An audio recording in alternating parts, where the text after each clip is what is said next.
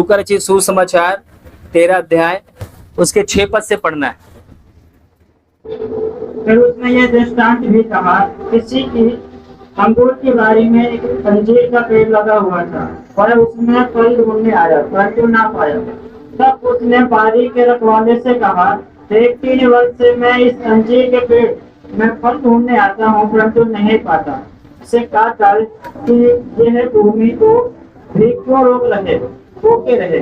उसने उसको उत्तर दिया, है स्वामी, इसे इस वर्ष को रहने दे कि मैं इसके चारों ओर खोद कर काट डालूं। यदि आगे को फले तो भला, नहीं तो उसे काट डालूं। Hallelujah, hallelujah. बोलो प्रभु यीशु मसीह की। हेडिंग क्या है? फल रहित अंजीर का पेड़ का, फल रहित अंजीर का पेड़ का दृष्टांत। मेरे प्रिय, यहाँ पर प्रभु यीशु मसीह ने एक उदाहरण देकर क्या कर रहा है, हमको सिखाना चाहता है, बताना चाहता है कि आज परमपिता परमेश्वर हमारे और आपके जीवन से क्या चाहता है, क्या सोचता है। हम इस पृथ्वी पर, मैं अगर आपसे सवाल पूछूं, आप इस पृथ्वी पर क्यों आए, तो आप क्या उत्तर देंगे?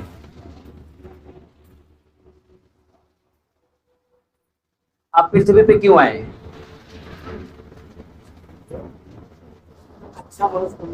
अच्छा मनुष्य बनने के लिए। और बोलो कोई? दूसरे का भला करने के लिए भैया कह रहे हैं। आप भैया? नहीं पता। अंकल जी, मामा जी, बहन लोग, कुछ तो बोलो। पड़ोसन अगर एक शब्द बोल देती है तो आप 4 उसको वापसी करती हो। आपका नाम हमेशा लिस्ट में आगे रहता है। बोलो कुछ। हालेलुया, बोलो प्रभु यीशु मसीह की। आपको किसी ने पैदा किया है। आप एक वंश से आए हैं। आप सोचते हैं कि मुझे भी एक वंश बढ़ाना है ना? बच्चा पैदा करने के लिए आए या अच्छा खाने या कमाने के लिए आए? हम इस पृथ्वी पर क्यों आए? हमारा क्या मकसद है? जब तक हम क्या है कि पवित्र शास्त्र को नहीं पढ़ते, हम उसके भेद की बातों को नहीं सीख पाते, नहीं समझ पाते, है कि नहीं? बाइबल में बहुत सारे वचन हैं, एक शब्द, एक कलाम। हर एक बार बताया जाता है, सिस्टर भाई अपना मोबाइल जरूर बंद करें। हालेलुया, बोलो प्रभु यीशु मसीह की। प्रभु यीशु मसीह इस दृष्टांत में सिखाना चाहता, बताना चाहता अंजीर के पेड़ में अंजीर के पेड़ का दृष्टांत, फल रहित, जिसमें फल नहीं है। अगर हम आपसे पूछ, अगर आप कोई पौधा लगाते हो तो आप कोई भी पौधा लगाते हो तो आप, या उसका जो समय होता है, महीना, 2 महीना, 6 महीना, साल भर, 2 साल, आप क्या करते हो? इंतजार करते हो। कितना करते हो इंतजार? उसका जैसे समय होता है। धान कितने दिन में फट जाता है? 5 महीना बाद, 3 महीना बता रहे मामा जी। भाई हमको भी गांव में ज्यादा नहीं पता किसानी के बारे में। चलो ठीक है, नहीं फलता है वो तो, पकना और लगाना कम जोड़िए। 3 महीने में शायद पक जाता है, 4 महीने धर लो, ठीक है। अगर वो 7 महीने तक ना हो तो क्या करोगे आप? क्या आएगा माइंड में आपके? ये फसल क्या है? इसको काट डालो, इसको खत्म कर दो। आप कोई और भी पौधा लगाते हो, मान के चलो आम का लगा दिया, अमरूद का लगा दिया, उसका भी सीमा है ना? उसका भी समय है। अगर उस समय तक नहीं उसमें फल आता तो क्या करोगे आप? काट डालोगे, है ना? पर इस फल के अंदर, इस पेड़ के अंदर प्रभु यीशु मसीह बहुत बड़ा दृष्टांत बोल रहा है मेरे प्रिय। इसके अंदर एक दृष्टांत प्रभु ने मैं सिखाया और बताया है, फल का, दाखलता का। ये जो क्या नाम है, जो कहानी है, इसके अंदर कोई पेड़ नहीं है, इसके अंदर यीशु मसीह हमको और आपके विषय में बातचीत कर रहा है। हमारे और आपके विषय में बातचीत कर रहा है इसमें। हालेलुया। मैं जब इसके अंदर हम पढ़ते हैं तो हम देखते हैं कि जब दाग का स्वामी जब आता है तब उसके अंदर क्या देखता है कि फल नहीं है। कितने बाद? 3 साल बाद, है ना? 3 साल बाद आता है और क्या देखता है? उसमें फल नहीं है। तब जो दाग का जो रखवाला था, जो उसको देखभाल करने वाला था, उससे क्या बोला? इसको क्या कर, काट दे, इसके जगह पे दूसरे पौधे लगा, क्योंकि ये जगह क्या कर रखा है? रोका है। क्योंकि इसके जगह पे दूसरा पौधा होगा तो क्या होगा? वो फल देगा। ये पौधा क्या है? सही नहीं है, ये पौधा फल नहीं दे रहा है, ये पौधा अच्छा नहीं है, इसको हटा दो। पर जो वहां का सेवक था वो हाथ जोड़ता है, विनती करता है, वे निवेदन करता है कि नहीं स्वामी, इसको 1 साल के लिए और रहने दीजिए, 1 साल के लिए मोहलत दे दीजिए। मैं क्या करूंगा? इसके चारों ओर खोदूंगा और इसमें खाद और पांच डालूंगा। अगर अगले साल नहीं फला तो क्या करेंगे? इसको काट डालेंगे। हालेलुया। अगले साल नहीं फला तो क्या करेंगे? इसको काट डालेंगे। हालेलुया। अब यहाँ पर जब हम इसका दृष्टांत देखते हैं कि प्रभु ये बातें अपने लोगों से, भीड़ से ये बातें कह रहा है कि एक किसान के बारे में और एक स्वामी के बारे में बातचीत कर रहा है, दाखलता के बारे में बातचीत कर रहा है। आज हमको और आपको मसीह में मतलब आए हुए, लगाए हुए कितना दिन हो गया, कितना साल हो गया, कितना समय हो गया। जब हम मसीह में नहीं थे तो हमारे जीवन से कौन कौन से फल थे? समझ पा रहे कि नहीं? कौन कौन से फल थे आपके जीवन में? हाँ भैया। अच्छा ठीक है। अगर हम आपसे पूछे, आपके अंदर सवाल आता होगा कि हम कौन सा फल दें, कौन सा फल हमसे परमेश्वर मांगना चाहता है, हम कौन सा फल दें, है ना? गलातियों किताब में प्रभु ने 9 फल के विषय में बातचीत किया है। कौन से? कहाँ है? ढूंढिए उसको। मुंह जवानी याद है कुछ लोग को, निकाल कर पढ़िए। पर आत्मा का फल प्रेम, आनंद, शांति। पर आत्मा का फल, ध्यान रखना, जब आप मसीह में नहीं लगाए गए थे तो आप क्या थे? क्या थे आप? शरीर थे। इसीलिए पौलुस कहता है जो मसीह में है, अब हम किसी को शरीर के अनुसार नहीं समझेंगे, हम अपने आप को भी शरीर के अनुसार नहीं समझेंगे, क्योंकि प्रभु यीशु मसीह ने हमें आत्मा में क्या किया है? जीवित किया है। यहां पर आत्मा का फल अगर आपके अंदर नहीं है तो यहां पर प्रभु हमसे आपसे बातचीत करना चाहता है। क्या कह रहा है? आत्मा के फल। जब आप मसीह में नहीं थे तब आप एक शरीर थे। आप बोलोगे भैया क्या शरीर नहीं है क्या? शरीर भी है, आत्मा भी है आपके अंदर। पर ध्यान रखना, पवित्र आत्मा जब आएगा आपके लाइफ में, आपके जीवन में, जब आप उसको जगह दोगे, जब आप उसको स्थान दोगे, जैसा बाइबल का वचन कहता है कि अधूरे सुधार से विपत्ति, समस्या। अधूरा सुधार क्या है? अधूरा सुधार वही है कि मसीह में सिर्फ नाम का है। मसीह में अगर आप आने के बाद अगर मसीहत जीवन नहीं जी रहे तो आप पता क्या कर रहे हैं? जब आप प्रभु के पास आए, प्रभु आपको साफ कर दिया, धुल दिया, आपको पाक कर दिया, सफा कर दिया, और उसके बाद जो आपके जीवन में आपके जीवन में जो गंदगियां थी, जो अशुद्धता थी, वो सब क्या कर रही थी? पहले राज कर रही थी, पर प्रभु ने अपने खून से क्या कर दिया? साफ कर दिया। अभी मेरे पास बोर्ड नहीं थे, मैं आपको बताता हूं।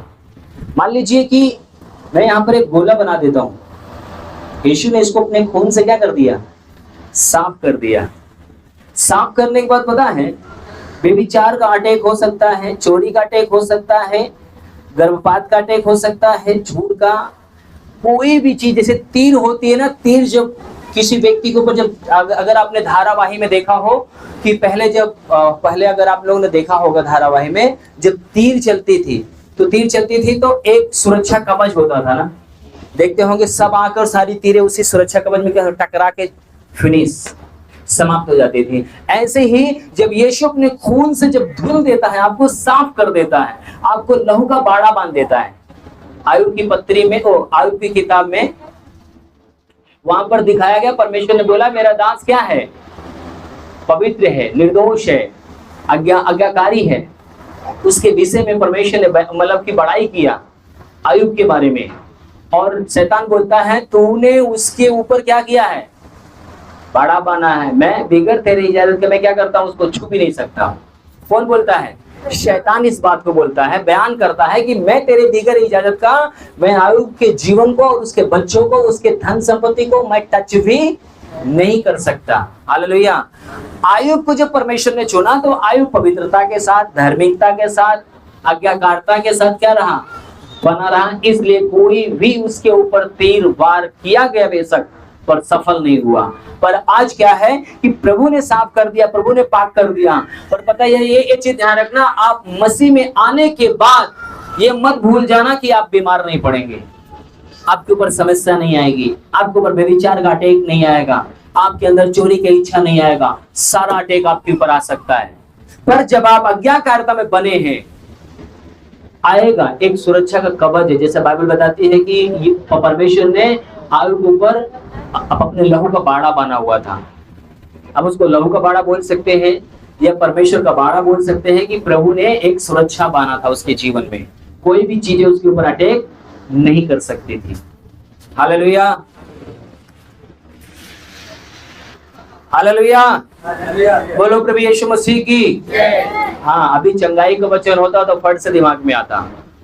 अब ये जीवन में परमेश्वर का वचन, उसकी ओर आपको क्या करता है, ये वचन आपको पता क्या करेगा, जब आप इसको आप ग्रहण करोगे, आप परमेश्वर के करीब जाओगे, परमेश्वर के फल आपके अंदर दिखाई देंगे, परमेश्वर का इच्छा, परमेश्वर का उसका हम बोल सकते हैं कि परमेश्वर का फल आपके अंदर दिखाई देना शुरू करेगा। आमीन। जब आप ग्रहण करोगे इसको तब। हालेलुया, बोलो प्रभु यीशु मसीह की। आप समझ गए, जैसे ही आप यीशु मसीह में आते हैं क्या होता है, आपके ऊपर पवित्रता आती है। जब आप पश्चाताप करते हैं, जब आप गुनाह से तौबा करते हैं, तब आपके चारों ओर क्या होता है, लहू का बाड़ा बांध देता है प्रभु। अटैक होगा पर आपके ऊपर सफल नहीं होगा, क्योंकि बाइबल बताती है कि शैतान ने क्या बोला, जब शैतान ने उसके पास दोबारा गया तो क्या देखा, सुनसान। सुनसान का मतलब समझ रहे हैं, सफा तो है, सुंदर तो है, पवित्रता तो है, पर कोई रहता ही नहीं है, कोई नहीं है। इसका मतलब है कि पवित्र आत्मा नहीं है। अगर इस घर को साफ सुथरा है, सुंदर है, अच्छा है, कोई नहीं रहता तो क्या करेगा, कोई आएगा तो क्या करेगा, प्रवेश कर सकता है, घुस सकता है, इसमें राज कर सकता है। पर इसके अंदर कोई है तो किसी की मजाल नहीं है कि इसके अंदर प्रवेश कर सके। कर पाएगा? नहीं कर सकता। इसीलिए एक व्यक्ति के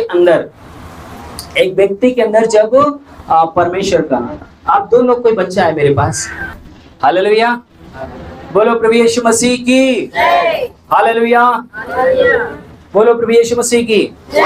हम लोग देख रहे थे कि जब हम मसीह में आते हैं, हम अपनी योजनाओं को समझ पाते हैं, हम अपनी बुलाहट को समझ पाते हैं, हम अपनी सच्चाई को समझ पाते हैं, हम जान पाते हैं कि मेरा उद्देश्य क्या है, इस दुनिया में आने का लक्ष्य क्या है, मेरे जीवन में परमेश्वर की योजना क्या है। हम सब कुछ क्या करते हैं, जान पाते हैं। ध्यान रखना, आप अपनी योजनाओं को, अपनी सारी उन चीजों को जान पाओगे जो आपको इस दुनिया में क्या करने के लिए आए हो, कौन हो आप, क्या आपकी अहमियत है। आप कब जान पाओगे पता है, जब इसके अंदर आप जाओगे। जब जितना अधिक अपने परमेश्वर ईश्वर को जानना है, उतना अधिक इसके अंदर आपको प्रवेश करना पड़ेगा, पढ़ना पड़ेगा। आप चाहते हो कि मैं अमीर बनूं, आप चाहते हो कि मैं स्वास्थ्य मेरा भला चंगा रहे, आप चाहते हो कि मेरा माइंड, मेरा हृदय आशीषित रहे, मेरा नौकरी, मेरा बिजनेस आशीषित रहे, आपको ज्यादा से ज्यादा इसके अंदर प्रवेश करना पड़ेगा। हालेलुया, बोलो प्रभु यीशु मसीह की। जब मैं प्रभु यीशु मसीह में नहीं था तो पता क्या है, मेरे यार दोस्तों से बातचीत होती थी तो वो लोग बोलते थे विदेश में कोई ईश्वर नहीं है, वहां पर सिर्फ किताब है और किताब में ही सब कुछ वो मानते हैं, सब कुछ उनका है। तो हमारी जो सोच थी वो शारीरिक सोच थी। जो शारीरिक सोच होती है शारीरिक व्यक्ति के लिए पता क्या है, जब तक उसको दिखाई नहीं देगा वो विश्वास नहीं करेगा। सही बात है कि नहीं है? शारीरिक व्यक्ति क्या करेगा, जब तक दिखाई नहीं देगा। अभी एक शारीरिक व्यक्ति आएगा तो यहाँ देखेगा यार यहाँ पर तो यीशु मसीह कहीं मूर्ति नहीं है, मैं किसके सामने घुटना टेकूंगा। उसके दिमाग में एक ही चीज चलेगा कि मेरे आंखों के सामने यीशु मसीह दिखना चाहिए, वो चाहे मूर्ति के रूप में हो चाहे जैसे हो, मुझे दिखना चाहिए, चाहे फोटो में क्यों न दिखे। पर यीशु मसीह का वचन कहता है परमेश्वर एक आत्मा है, उसको जानने के लिए, उसको समझने के लिए, उसको पाने के लिए आपको आत्मा और सच्चाई के साथ उसके समीप जाना पड़ेगा। तब उसके सामर्थ्य को आप महसूस कर पाओगे, तब उसको आप अपने लाइफ में, अपने जीवन में देखने को पाओगे। आमीन, हालेलुया, बोलो प्रभु यीशु मसीह की। हम लोग का जो टॉपिक है फल रहित अंजीर का पेड़ का क्या है, दृष्टांत। हम उसकी ओर चलेंगे। हम जैसे एक बात मतलब कि चर्चा कर रहे थे कि जब प्रभु यीशु मसीह में कोई एक व्यक्ति आता है, जब वो पापों से तौबा करता है, गुनाहों से क्षमा मांगता है जब प्रभु से, तो अब क्या करता है यीशु, क्या करता है, उसको क्षमा करता है, उसको अपने लहू से धुलकर साफ पाक करता है। आमीन। जब यीशु मसीह जब इसको साफ सुथरा करता है, जब इसको पाक करता है, जैसे बाइबल बताती है कि मैंने तुम्हें अब अपने लहू से तुम्हें क्या कर लिया, खरीद लिया है, खून से क्या किया है, खरीद लिया। अब तुम किसके हो, मसीह के हो, यीशु के हो। अब तुम्हें किसकी आज्ञाकारिता में चलना है। अगर यीशु की आज्ञाकारिता में चलोगे तो यीशु तुम्हारी सुरक्षा करेगा, यीशु तुम्हारी सहायता करेगा, यीशु तुम्हारी मदद करेगा, यीशु तुम्हें हर एक क्षेत्र में क्या करेगा, बढ़ाता हुआ चला जाएगा। यीशु मसीह आपके चारों ओर अपने लहू का बाड़ा भी बांध देगा। हो सकता है बेविचार का अटैक हो सकता है, चोरी का अटैक हो सकता है, किसी भी प्रकार का शैतान का कोई भी हथियार आपके ऊपर अटैक होगा, पर वो असफल होगा कब, जब आपके अंदर मसीह का आत्मा है। क्या लिखा हुआ है, पहला पद में क्या लिखा था, नहीं, आत्मा का फल। आत्मा का फल कब आपके अंदर आएगा, आत्मा का फल कब आएगा, जब इसके अंदर आत्मा का पेड़ लगेगा, जब इसके अंदर मसीह रहेगा। पहली कुरिन्थियों 3:16 में क्या लिखा हुआ है, क्या तुम नहीं जानते कि तुम परमेश्वर का पाक मंदिर हो और परमेश्वर का आत्मा तुम्हारे अंदर वास करता है। होगा नहीं है। अगर परमेश्वर का आत्मा वास करता है तो वो क्या करेगा, आत्मा का फल दिखाई देगा, आत्मा का काम दिखाई देगा, आत्मा का प्रतिकरण, हम उसको बोल सकते हैं कि हाँ, उसका फल दिखाई देगा। जैसा क्या लिखा हुआ है, पहला क्या लिखा है, पर आत्मा का फल प्रेम, आनंद, शांति, धीरज। ध्यान रखना, प्रेम दिखाई देगा, इनके चेहरे पे आनंद दिखाई देगा और शांति दिखाई देगी और धीरज रहेगा, कृपा, भलाई, विश्वास, नम्रता, संयम, भलाई। भैया ने भलाई के बारे में बोला था, एक दूसरे का मदद करना। ये भी वही एक फल है। अगर ये है मेरे प्रिय, पता है आप एक परमेश्वर के जन है, ये फल परमेश्वर आपके अंदर देखना चाहता है। आमीन, हालेलुया। एक व्यक्ति प्रभु में आने के बाद और प्रभु में क्या करता है, वो सिर्फ प्रभु का आराधना, स्तुति, चर्च में जाना, घर जाना, बाइबल को भी पढ़ना ना पढ़ना है, वो कोई भी काम करने के लिए तैयार है। अर्थात कोई भी काम करने के लिए तैयार का मतलब क्या है, वो पवित्र आत्मा की आज्ञा में नहीं है। तो उसके ऊपर कोई भी जब अटैक होगा तो क्या होगा, क्योंकि रक्षा करने वाला नहीं है, उसके जीवन में समस्या आ सकती है, तकलीफ आ सकती है, कुछ भी उसके जीवन में हो सकता है। क्यों नहीं है, क्योंकि वो राजेश भाई सीधा बैठो, मेरी नजर बहुत तेज है। हालेलुया, बोलो प्रभु यीशु मसीह की। आपको समझ में आ रहा है कि नहीं आ रहा है? कुछ लोग पता क्या करते हैं, आने के बाद, मसीह में आने के बाद 4 साल 5 साल आने के बाद कहते हैं क्या करें, हमारी समस्या नहीं गई, हमारी तकलीफ नहीं गई, हमारे जीवन में कोई बदलाव नहीं है। कारण यही है, कारण यही है कि अधूरे सुधार से विपत्ति है और जो पहले थे उससे ज्यादा है। क्योंकि बाइबल का वचन कहता है जब शैतान आता है तो सुनसान देखता है। सुनसान का मतलब है कि साफ सुथरा तो है, झाड़ा बहोरा तो है, पवित्रता भी दिखाई दे रही है, पर उसके अंदर पवित्र आत्मा नहीं है। और पवित्र आत्मा का शौकित जब करते हो तो पवित्र आत्मा क्या करती है, आपके जीवन से चली जाती है। मैं कई लोगों के जीवन में यहाँ पर पवित्र आत्मा इतनी तेजी से उतरते हुए देखा है, पर पवित्र आत्मा जब आता है ना तो आवाज आती है, जब जाता है तो क्या होता है, आवाज नहीं आती है। समझ में आ रहा है कि नहीं? जब पवित्र आत्मा आता है तो लोग नाचने लगते हैं, कूदने लगते हैं, गिर जाते हैं, चिल्लाते हैं, लगता है यार पवित्र आत्मा से भर गया। सचमुच में भर जाता है, वो आनंद दिखाई देता है, खुशियां दिखाई देता है, फल दिखाई देता है। पर जैसे टीप में हवा भरा जाता है, टायर में हवा भरा जाता है ना, और जब छेद होता दिखा था, निकल गया, पंचर, किसी काम का नहीं है। ऐसे ही मसीह जीवन है। अगर उसको प्रार्थना के लिए बोला जाएगा, भैया थोड़ा सा प्रार्थना कर दो, तो हवा ही नहीं है, आत्मा ही नहीं है, कहेगा आप ही कर दो, आप कर दो, हम नहीं कर पाएंगे। क्यों? क्योंकि आपके अंदर आत्मा ही नहीं है, संगति में नहीं जुड़ रहे, अच्छा नहीं लगता। क्योंकि आत्मा नहीं है तो कुछ नहीं अच्छा लगेगा। किसी के लिए प्रार्थना करने के लिए बोलो, नहीं कर पाएंगे, क्यों? हवा ही नहीं है। आप समझ सकते हो। हालेलुया, बोलो प्रभु यीशु मसीह की। क्या चाहिए आपको? है? बोलो प्रभु यीशु मसीह की। यहाँ पर प्रभु ने एक चीज, हम इसमें जब हम पढ़ रहे थे तो मैं महसूस कर रहा था कि जब स्वामी आता है 3 साल इंतजार करता है। हमारा परमेश्वर विलंब से क्रोध करने वाला है।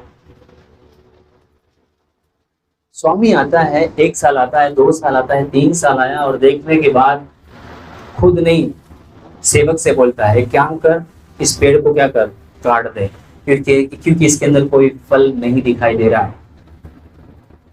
पर फिर वो विनती करता है, नहीं प्रभु इसको 1 साल और मौका दे, ताकि मैं क्या करूं, इसके अंदर मेहनत करूं।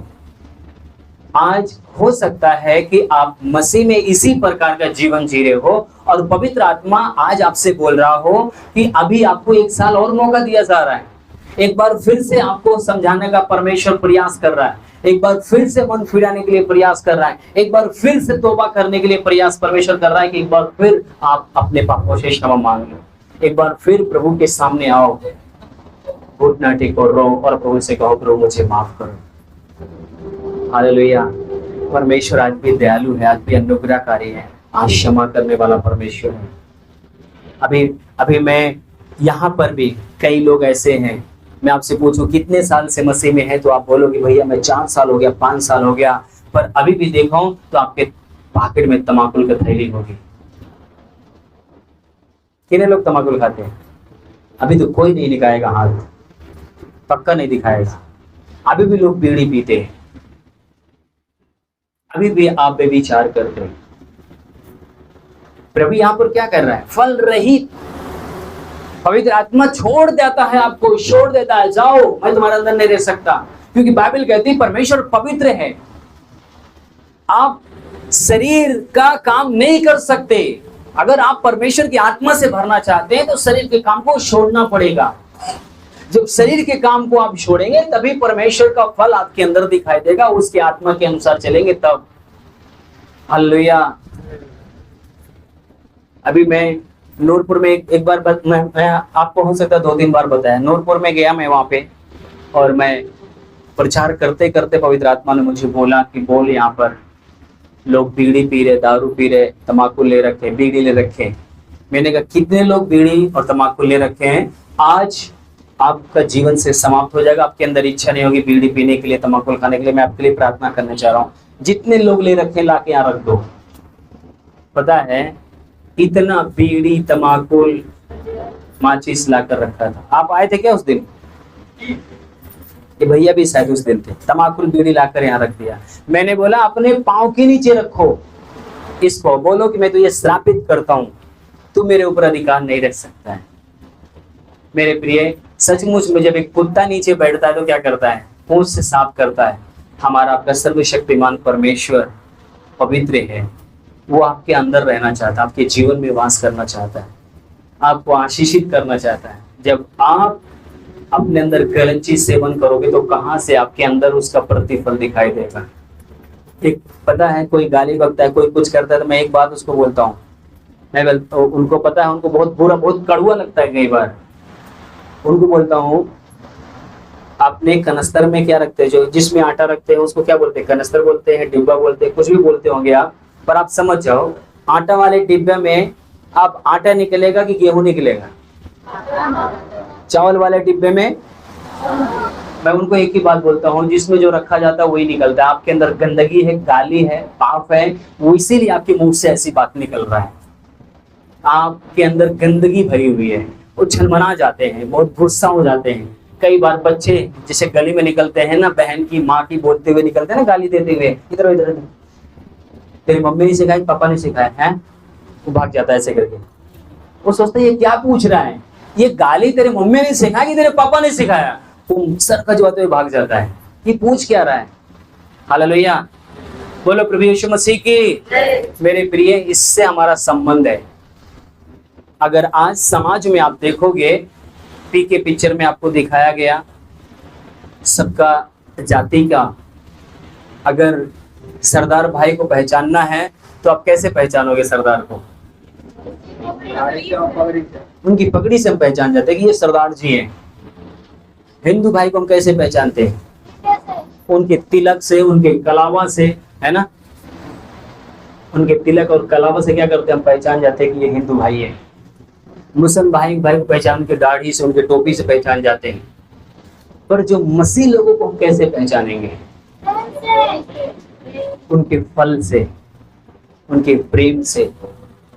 मैं आपको बताऊं, चले जाओ कोर्ट में, थाने में, मसीह लोगों का कोई भी जल्दी आपको नहीं मिलेगा वो केस।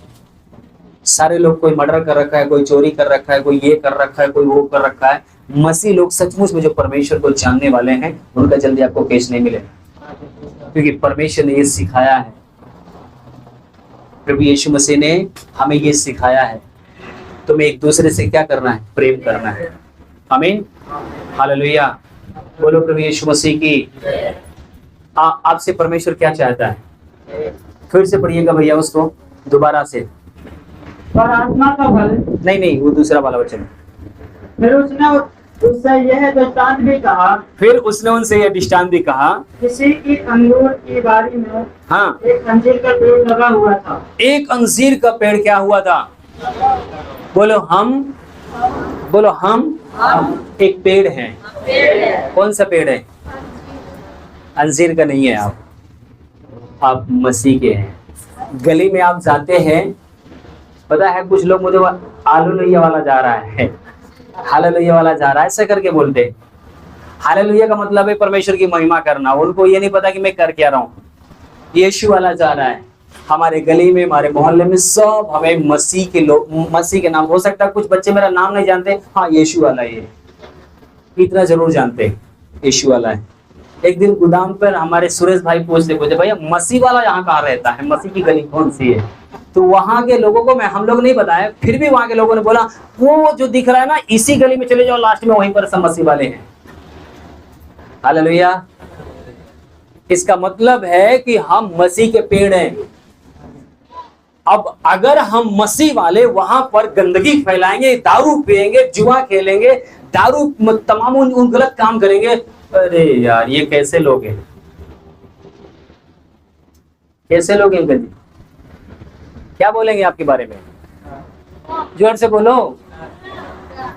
अपने सांस को सता रही हो, उसको मार रही हो, खाना नहीं दे रहे हो, तो क्या बोलेंगे? ये मसीह लोग यही सिखाते हैं इनके। माता पिता का आप आदर नहीं कर रहे हो, सम्मान नहीं कर रहे हो, उनको खाना नहीं दे रहे हो, अब वो कमाने लायक नहीं है, तो आपको क्या बोलेंगे लोग? आपके अंदर मसीह का प्रेम दिखाई देगा। और पता है प्रेम कब खत्म होता है? जब आप इससे दूर हो जाते हो, जब इसको आप नहीं पढ़ते। पता है कोई कोई वचन ऐसा छू जाता है, आंसू निकल आता है, टच करता है। प्रभु का, परमेश्वर का वचन जीवित है, सामर्थी है।